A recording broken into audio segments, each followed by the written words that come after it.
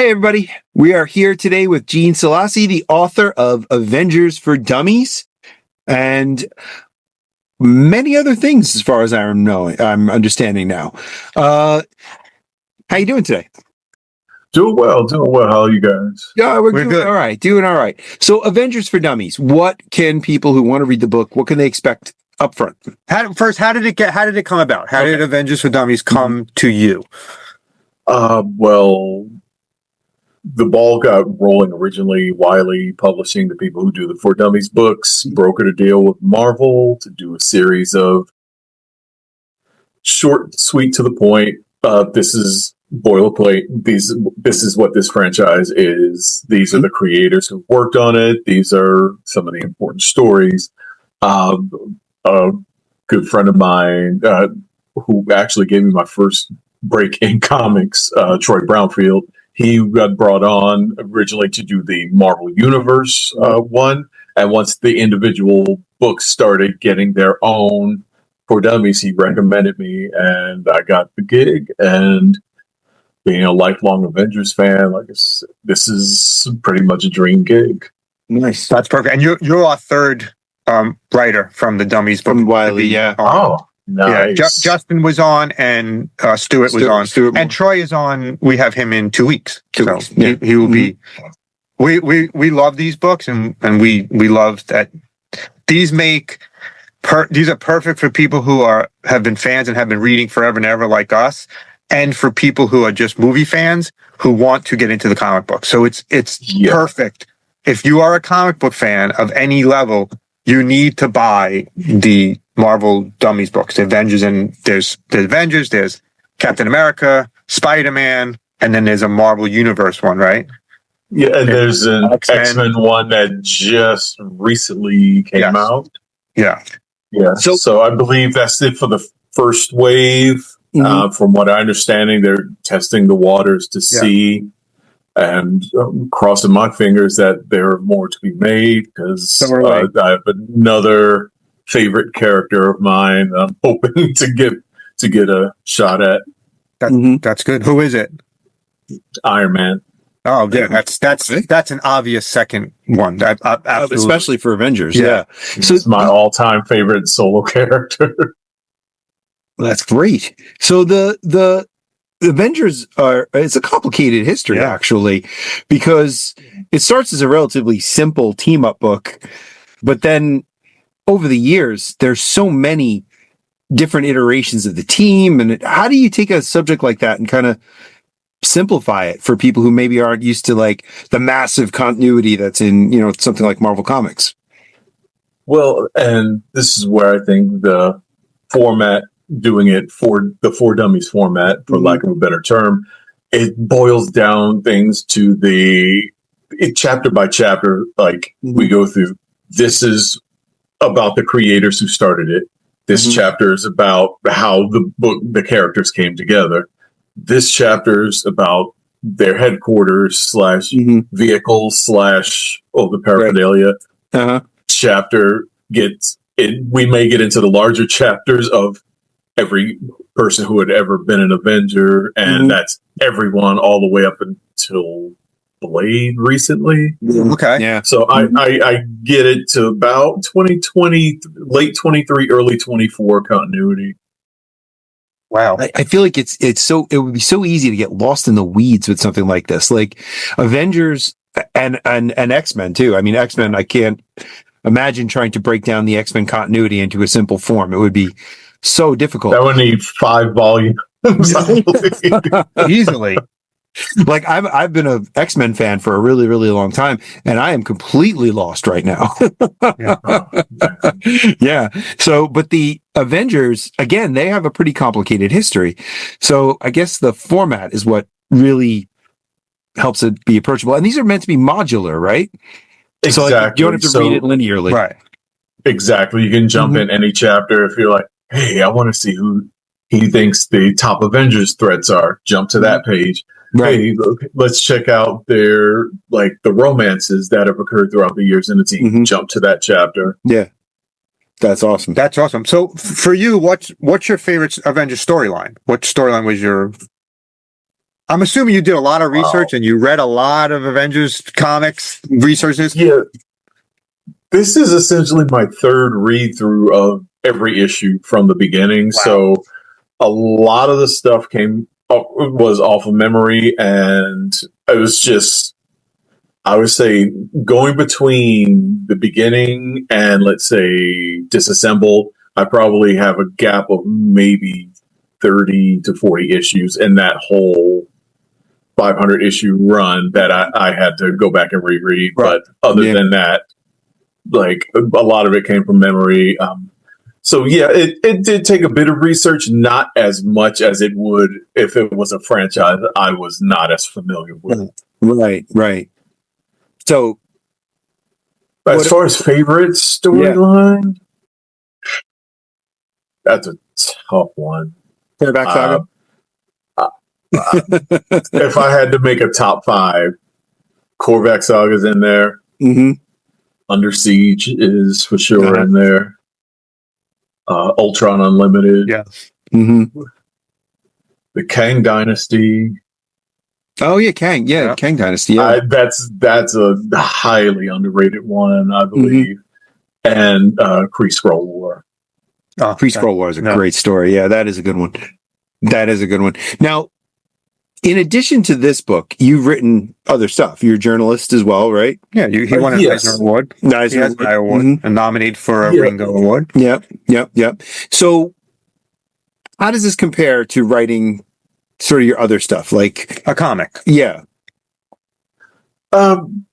Comic essentially have like 2 gears.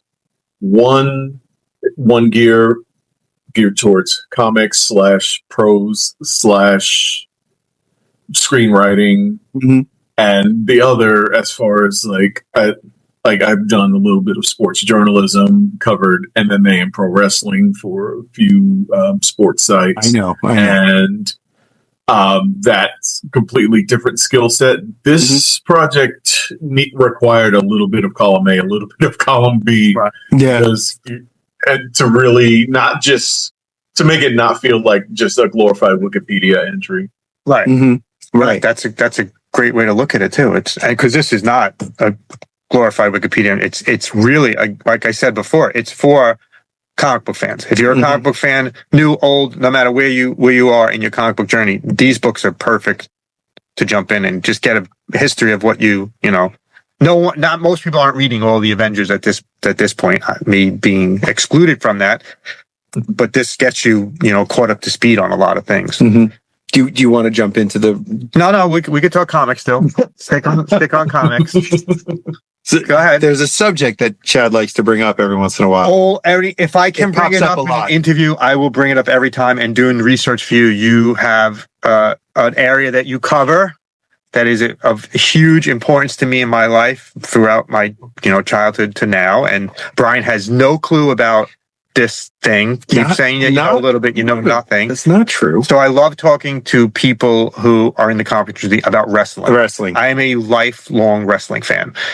And again, I don't know if you feel the same way, but there's not a lot of us out there who really talk about it. Just to me, I don't really have a lot of friends who watch it.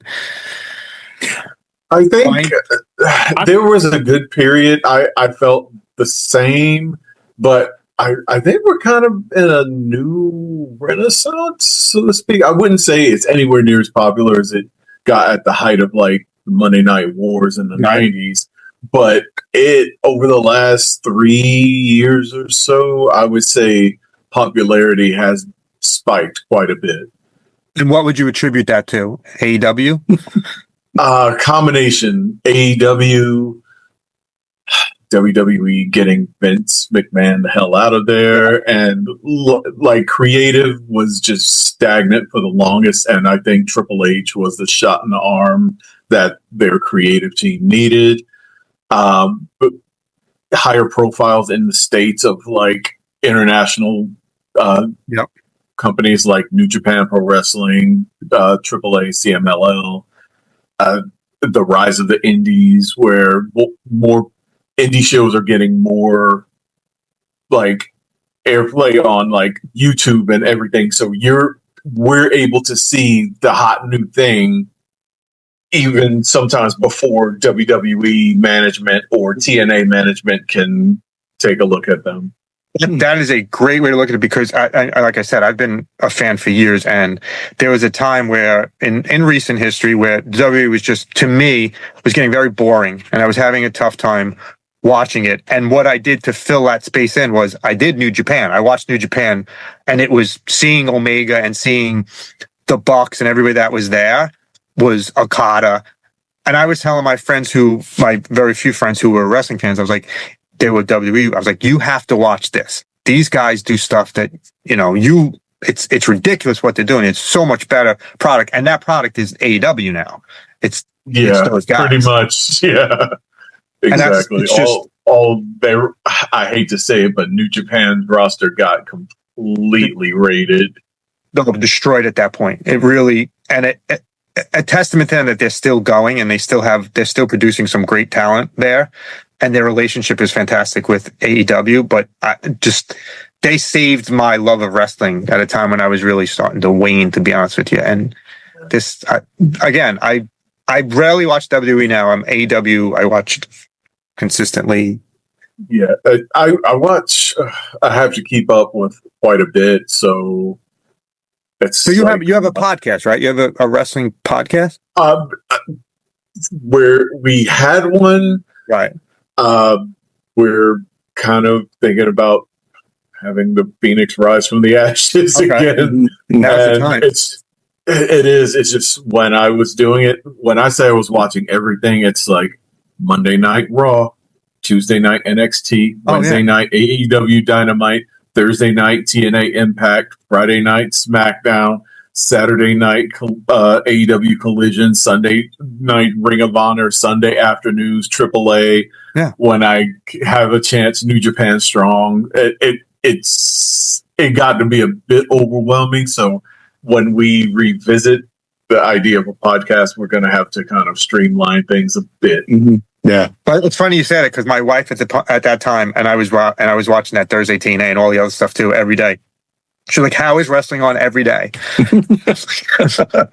don't know. I'm a fan, and I don't know. I don't know. And I was watching every day. Exactly the order that you said. I was watching wrestling every night, and my wife was like, this has to stop. We cannot have wrestling on this TV. And I was like, my wife is the same. Although she actually watches AEW. Like, I guess she just, like me, just could care less about WWE for a while. I started watching it again once it got good, but I could tell she's completely disinterested in that product. Who's your favorite? Who's your favorite wrestler right now? Once again, it's tough. It's tough to say because 2025 injuries have plagued so many of the companies. Yeah. I would say AEW, my favorite. It was kind of a tie between Swerve Strickland and Konosuke Takeshita. Okay. Obviously, TNA, Leon Slater. I think that he is like the future of that company.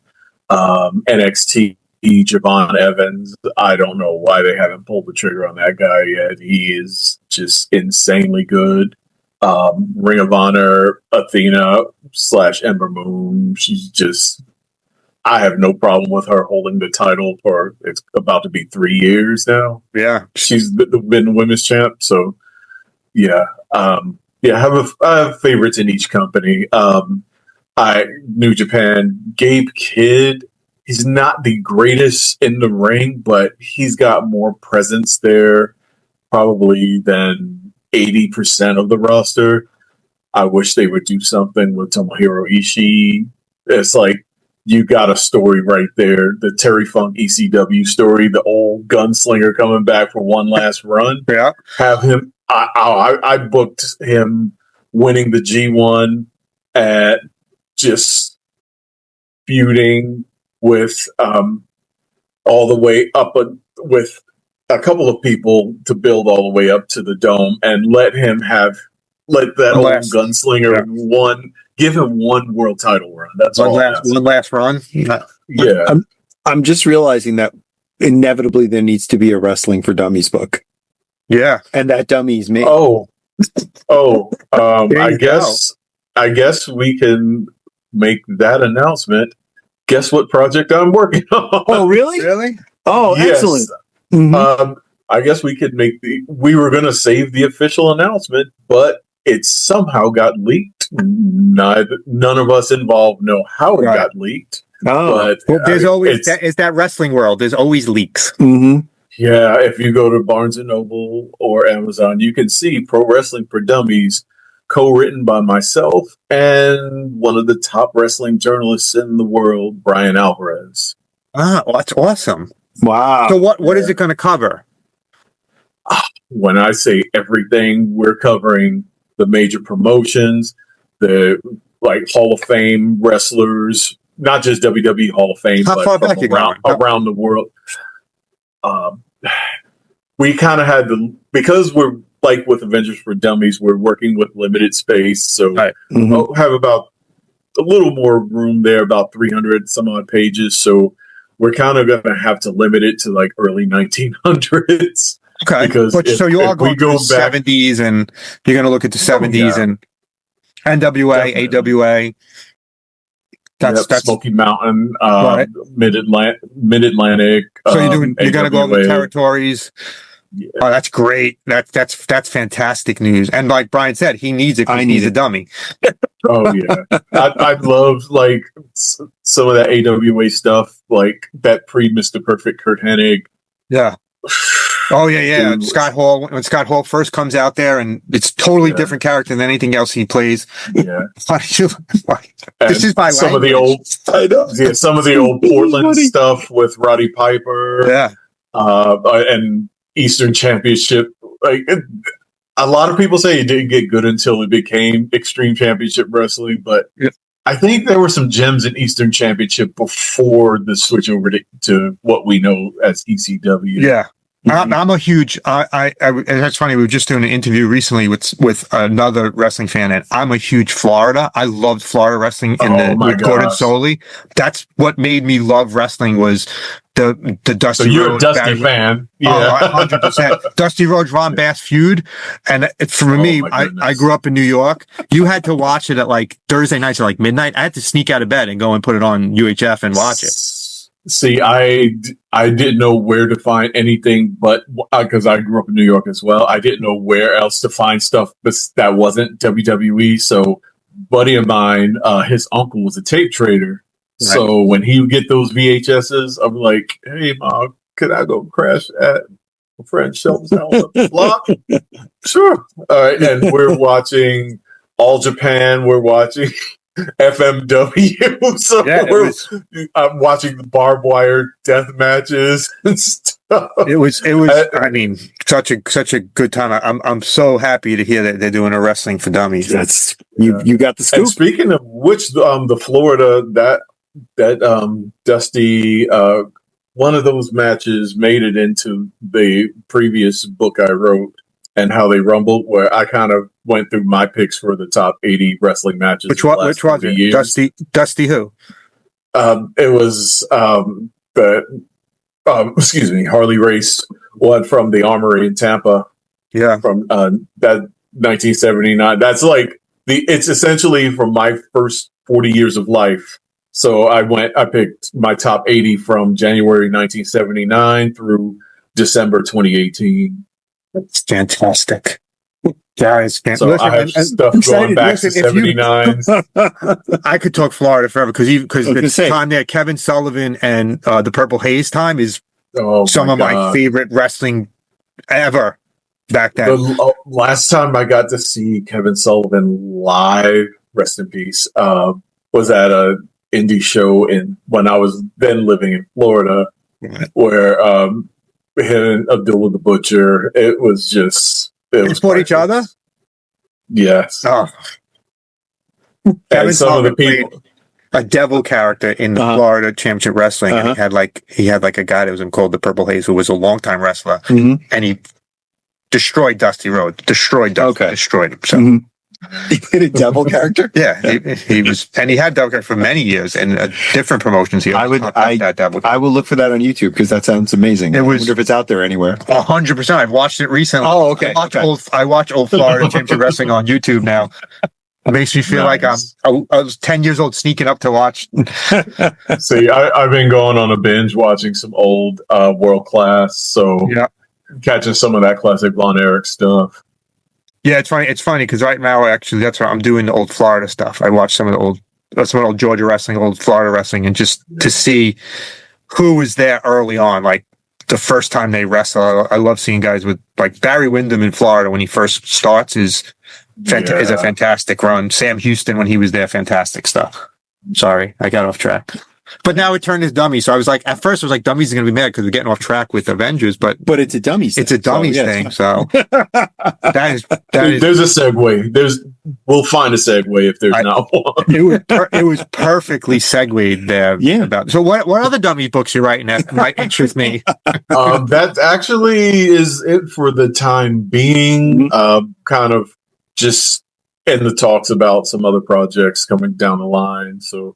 But working on that for Wrestling for Dummies one as we speak. When does that do? We're looking for next year. August, I believe, is when they were shooting for. Okay. It may be a bit sooner because we're a bit ahead of schedule. Have you talked to any of the wrestlers too, or it's purely... Not as of yet. We're getting the kind of framework done for some of the other chapters that are just more historical. But once we start getting to wrestler specific things or like promoter specific things, manager specific things, then that's where that's going to come in. Awesome. So who's top on your list? Who would you really like to talk to? Personally, I would love to speak with Bret Hart. He's like my all-time favorite wrestler. Taz, I was a mega ECW mark, so Taz is on my list. Diamond Dallas Page, Harlem Heat. Yeah. Oh my gosh. The list goes on and on. Jerry Lynn, Christopher Daniels, Samoa Joe. I would love to pick the brain of Kevin Nash. I'm not saying he was ever one of my favorite wrestlers, but as far as the business side, not even the in-ring, just the business side, I don't think anyone can argue that he wasn't one of the more successful people of all time because of how he was able to navigate. I don't like to use the word politic, but how he navigated that part of the business. Mm-hmm. And coming from a place where he had some of the worst characters to start off his career. I remember watching Oz. I remember watching when Oz came out. I remember that episode. No one is immune because, remember Diamond Stud? Yep, I do. Let's see. The Ringmaster. Every one of our. What was he? He was the Master Blaster, right? He was a Master Blaster at one point. Wait, is it like Thunderdome? No, it was. No, he would. That's what it was based on. It was based on it was based on that character. It was based on that kind of. And especially in the early 90s. Oh, yeah. It was like WWF especially give everyone a goofy over-the-top occupational gimmick. Yeah, but then WCW tried to compete with that model, and it was just, it's RoboCop wrestling. I know about that one. Yeah, I know the RoboCop appearance. Hey, as RoboCop is my favorite movie, so that one was a bit of an embarrassment to me. Oh, it was an amazing movie. An amazing movie, but when he came out and you're like, wait, what is this guy actually doing? And he rips the cage door off. I'm like, really? Come on. Hey, Sting was their John Cena of that era, so doesn't get enough credit. Definitely doesn't. But he had the greatest retirement of anyone I can remember in recent memory. So Yeah, they gave him a nice last hurrah. They really did. I think my low point has to be David Arquette, but that's for another time. See, and Only I wrestling don't fans. blame him. No, of course not. Blame of course him. not. He actually tried to get them to change their mind on that one. So I think he knew deep down that it wasn't a good idea. Yeah, but you don't say at that point. What did he do? Yeah, Did he do it like won a the title. Andy Kaufman thing? He won the title. Okay. He made the movie, right? Ready to Rumble. Ready to Rumble. Yeah. And then they promote it, and he becomes an actual wrestler. I remember when that happened. Yeah. See, this was during the Russo era where, and this is not all on him. It was just they were desperate. The ship was already sinking before Russo even got on board. So he was just throwing anything at the wall to get national attention to see what sticks. I can see on paper why the powers that be would sign off on that. Of course. But long term, it was the problem. Why I don't have kind of rose colored glasses when it comes to 90s wrestling. It was hot shotting, throwing 8,000 ideas at the wall. Nothing was planned for the long term, and we kind of see what happened. One company went away, the other company shrunk to a fraction of what it once was. That's funny because there are parallels between what you're saying there about wrestling and what happened to comics in the 1990s. There was a lot of crazy nonsense that went on, doing ridiculous gimmicky things that eventually really ended up hurting the industry in the long run. Yeah, because that period of 89 through 90, early 93, it was like they could do no wrong. Yeah. And they could you could put out a book about Edwin Jarvis miniseries. It probably would have done decent numbers. Yeah. Once that bubble started, I think it was end of late 93 is when the bubble started shaking, and 94 just completely burst. And if you look back, a lot of that stuff coming out in the early 90s was just pure, it was garbage. Yeah. And I mean, and Marvel, the biggest company in comics, went bankrupt. Yeah. I mean, at the end of the 90s because of that craziness. Yeah. I think we're lucky they're still around today. So wrestling went through something similar. Yes, it did. That's crazy because it just the Monday Night Wars. There's so many parallels between the two. If you think about it, so many parallels, and it's funny. We were recently talking in an interview how we're seeing more and more wrestling themed comics coming out, and how much we like that. That's a great way to explore wrestling and comics. They're so linked. It really should be more. Yeah. Yeah, they have long form storytelling, outrageous characters. Yeah. It's very similar. Very similar. There's been many great ones. I know the Luchaverse stuff that was done by Ivan Plaza, Marco Lopez. That stuff was just pure gold. Taking a lot of then when it was out, Lucha Underground characters and putting them in action stories and horror stories and fantasy action stories. They were great. I know do I call him the golden child now, Daniel Warren Johnson? I say that's the one. Do a power bomb, great. Do a power bomb was incredible. Yeah, if you're a wrestling fan, you're a comic fan, and you have not read Do a Power Bomb, you are doing yourself a disservice. Even if you're just a comic fan or just a wrestling fan, either or, it doesn't matter. Yeah, either or. Yeah, incredible. It's a great story. Yeah, that's. Now I wanted to pivot just for a minute to some of your own work outside of this. What's the Ghoul Agency? Can you tell us about that? Okay, yeah, that one, it was a horror comedy that published through Action Lab, and it's essentially about an advertising agency for the undead. Uh-huh. So think Mad Men meets Beetlejuice, essentially. Nice. That sounds fun. So yeah, and we had fun making that one. Few bumps in the road. I'm sure that I won't go into detail as far as that publisher was concerned, but I mean, hopefully we can revisit that at some point, because the work that the artists and colorists did, Orlando Baez and Sam Nang, it was a lot of fun. They were the perfect ones to help bring that book to life. And you won the Eisner Award for Puerto Rico Strong, correct? Yes, that was actually a joint. It was an anthology. We won that Eisner Award, I believe, 2019. That was for best anthology, and I had one of the stories in there. It's kind of a cyberpunk and investigative thriller. So, do you get an Eisner for being one of the stories in an anthology? Do they actually give you the award, or one person gets it? One person gets it. Yeah, Okay. And it's usually the person who came up with the idea for the anthology. And they don't share it, like you don't get it for. I was going to say that you got a shared custody kind of thing where you're just like rotating around. On the little plaque or sheet of paper that comes with it, they list all the creators on there, and I'm among them. That's excellent. That was pretty awesome, and that just winning an Eisner for that. Then being nominated for the Ringo for Ghoul Agency was hilarious because I had no clue I was even.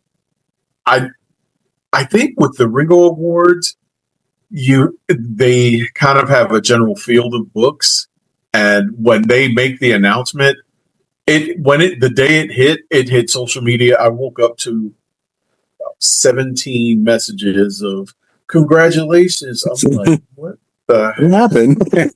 And I'm like, congrats for what? And I'm thinking I'm being like pranked or something. And like, no, this is legit. I'm like, okay.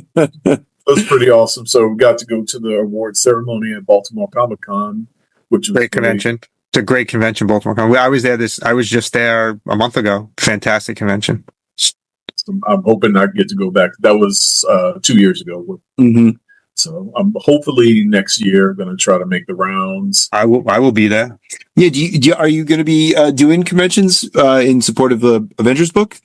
Yes. I'm kind of backed up at the moment working on that project and a few other ones that can't really discuss right now. One that's in some other media, as in television, where you're kind of trying to get that all finished up by end of year. Oh, great!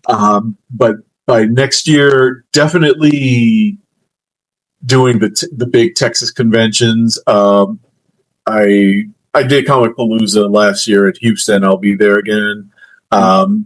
The Dallas Con I will be at, and Austin Comic Con and Cedar Park I'll be there. Going to try to Baltimore's like not 100% confirmed, but about 85% at this point. And New York Comic Con is the one that my great white whale that I've not been to. You've never been? So You've never been to New York? Been. We go. I mean, no, I used to live up there. Yeah. Okay, I used to live up there. I just never been to New York Comic Con. Really? It's an experience. It really is. Where are you from in the city? The Bronx. Bronx. We're on Staten Island. We're on Staten Island presently. Yeah. Nice. And we travel to conventions all in this area, New Jersey and all the New York ones. We haven't visited the Bronx yet. I argued with you recently about this, how we have to go visit a shop in the Bronx. We've hit every other borough. Do so, and it also grab you some. I know if you ever near Arthur Avenue. Oh, I know. At some of the best Italian food in the city there. Oh, yeah. See? Keep telling me no. We were at Queens about a week ago. We were at a convention in Queens. Yeah, the Queens is an hour from us, but with traffic. I don't know. The Bronx could be 2 days by traffic at this point. It could be a crapshoot how Whitestone or Throgs Neck bridges are during that. On the weekend, it's fine. On the weekend, it's fine. We live in New York City. It's not fine ever. So just who your 5 favorite Avengers, just to get back to the Avengers. Oh, okay. 5 favorite. We know Iron Man. We know Iron Man's 1, right? See, I don't think it's fair listing Iron Man since he's my list him and Hawkeye are my 1A, 1B. Got it. Iron Man's my all-time favorite. Right. Marvel character. Hawkeye is my favorite Avenger as far as more so in Avengers settings. Okay. So I will have to put Hawkeye, War Machine, Mm-hmm. Quasar. Okay. Oh, that's a good one. Yeah. Monica Rambeau, Photon. Mm-hmm. And the last one I may have to put as a tie between Hank Pym. It's actually a three-way tie. Hank Pym, Mockingbird, and Vision. Okay. Vision. So you're a West Coast Avengers fan too? Yeah.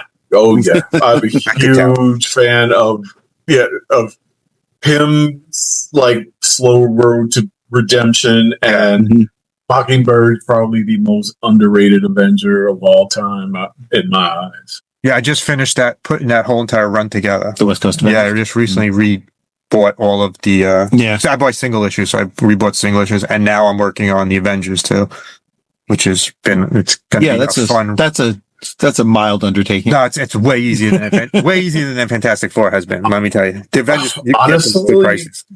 The recent stuff has been harder for me to find than the older stuff. Oddly enough, I would say it's easy enough to find like the Bendis New Avengers stuff and the Hickman run.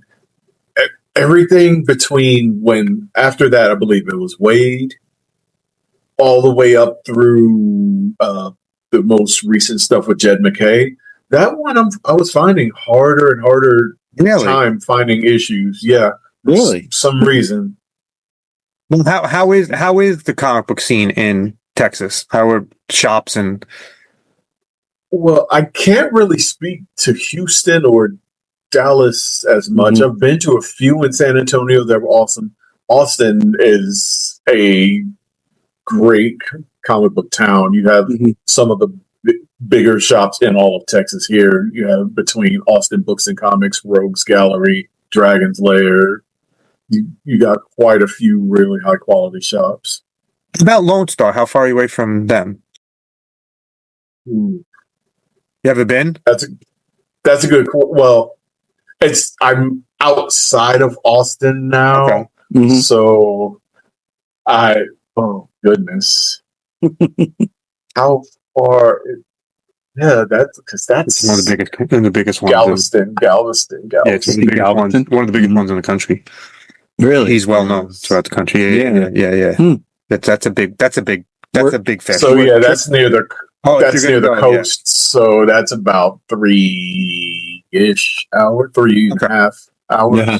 Have you ever been or no? Yeah, once passing through there, but it's not something because of the distance. It's not something that I can do regularly, and there's not like conventions regularly in that area for me to justify me going out there. Yeah. And what was your shop when you were in New York? A lot of it, I don't think it was a lot of comic shops at the time. This was 87, 80. A lot of it was bodegas at like grocery store pickups and the occasional small little Comic Con at like Javits did stuff before it was officially New York Comic Con. Right. So it was like here and there. I remember like my first comics my mom got me from this bodega, like one of those little 3-packs. And there was Iron Man 225, which my very first comic I've ever read, part 1 of Armor Wars. Right. Like, if that's not a fortuitous jumping on point or first comic. Yeah. And is that's the reason the Iron Man remains your favorite character? Yeah, it's like always loved big mechs or big armored peeps beating the stuffing out of each other. So that appealed to the kid in me. But as I got older in my 20s, 30s, and 40s, the whole blood spill on my sword parable really I find interesting. So that's why the character stuck. That's great. Yeah, that's great. That's your first comic, and that's still your favorite. Yeah, it's still your favorite, right? And now you're writing books about them. So, you know how great is that you write you two? I'm assuming two of your favorite things in life: comic books and wrestling, and you get to write dummies books for both of them. It's you're living the dream. Living the dream. Right? I said it still feels surreal. Still feels like all right, is this really happening? Or pinch me, right? It's like the rug hasn't been pulled out yet, so I'm assuming I'm doing something right. You're waiting for someone to tell you. Wait, hold on a second now. But all right, before we go, you said something before, and it triggered a question in my head. You mentioned the Russo era. Brian has no idea what that is, which is fine. Which is why I need the book. What do you think about the newest Russo era in JCW? JCW? Yes. Juggalo Championship Wrestling. There's a Juggalo Championship Wrestling? It's huge. It's one of the best indie wrestling there is. Is it people like fighting microwaves in their backyard? No, it's real. Videos? It's really real, like very unique wrestling. Really? Very unique. Yeah. Okay. I mean, it's honestly, amazing. I would say, I love JCW. It's just, I think it's too soon to say because the announcement was just a month ago. You see already what he did with the title, right? See the title change already, which is an interesting way to go, in my opinion. The jury's still out. I'm not like Bird Russo at the stake type person. I'm not let's give him all the flowers in the world. Right. Like he's done some good, some bad. I gotta give anyone 3 months. 3 months before. I don't like the guy in the limo. I didn't like that. I thought him being the guy in the limo was really do I care about Big Vito anymore? Really? Yeah.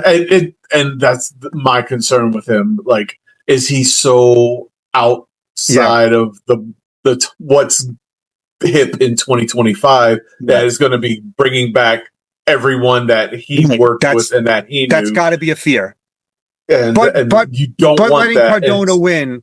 Cardona winning is I think a good thing for them. Oh yeah, really. Matt Cardona is the king of indie wrestling now. And promoting, man. The guy promotes like nobody else. Yes. I worry about him going back to WWE because if he were to, we would lose that presence. Like he got a lot of those I will only watch WWE type fans to actually give some of the independent stuff a chance. Yeah, but I would think that at this point it's inevitable that he goes back. The Hall of Fame and that Legends deal, like he's going back. Inevitable. Jericho, I'm almost 100%. Certain once his contract, when is it? January, February? Yeah. He's gone. I'm hearing rumors Copeland's already en route to go back. Yep. I would imagine that he might be part of that John Cena. He might be one of those surprise guys to pop up in that. Which I've been kind of groaning at that whole thing. If you're going to do a Cena Invitational about making the next guy, don't do it with a bunch of 40-year-olds. No. Now's the time to push your Austin Theories, your Javon Evans, like push the younger guys who have not been given the spotlight they deserve. Turn it over. Turn the reins over like it's been done in the past, and this is the time listen, that's perfect. Anything you want to? Any insight into this? I'm going to very quickly learn about wrestling, and I keep surprise you. You keep saying that, and every time I bring it up in an interview, you look clueless when we talk about wrestling. You know, at the AEW pay-per-view was this weekend. Yeah. If you want to start, watch Wednesday Night Dynamite. I believe on TBS.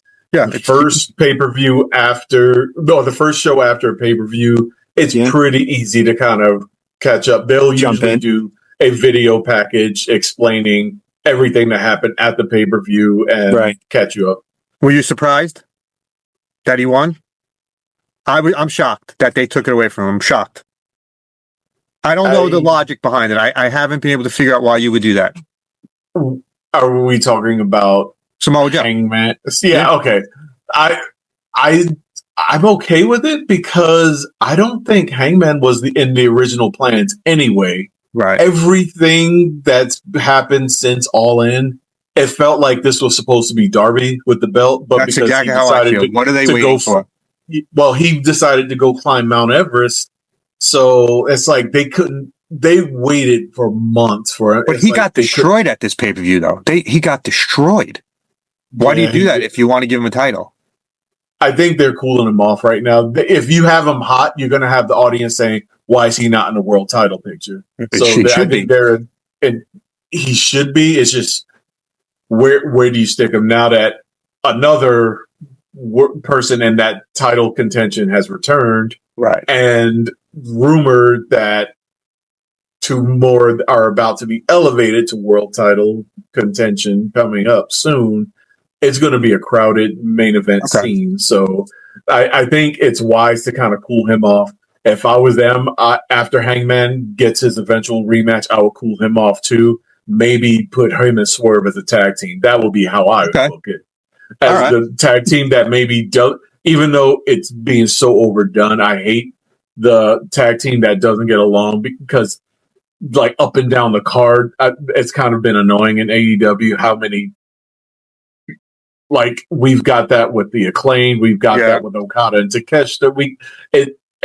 Two of the women's tag teams, it's a bit much, but when it's done right, this is essentially like The Rock and Stone Cold having to form an uneasy alliance. So that I would like to see, and that shifts them away from the world title picture. And that's a good way to get them out and put them into the tag team title picture. That's great. Yeah. You should be a booker.